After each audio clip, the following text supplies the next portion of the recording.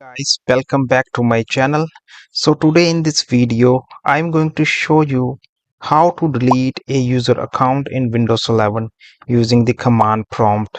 And look, this method is quick, simple and does not require opening the multiple Windows settings. So let's get started. Step number 1. Click on the search bar, then type here CMD, then click on the Run as Administrator, and this will open the command prompt slide.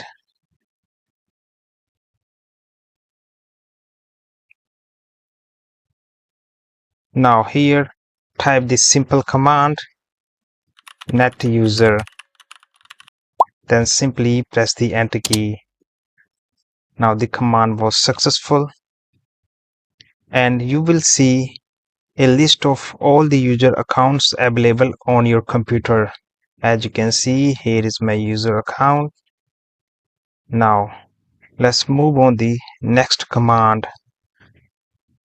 Next, identity of the user account that you want to delete. So I'm gonna choose this account to delete from my host machine.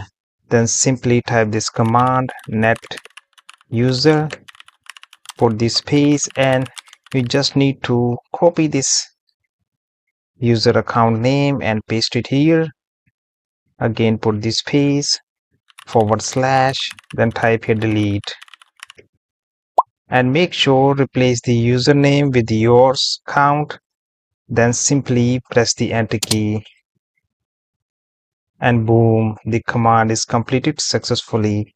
Now we have to recheck the account successfully has been deleted or not. Type this simple command again, net user, then simply press the enter key, then scroll up, and boom, the account has been successfully deleted on my host machine.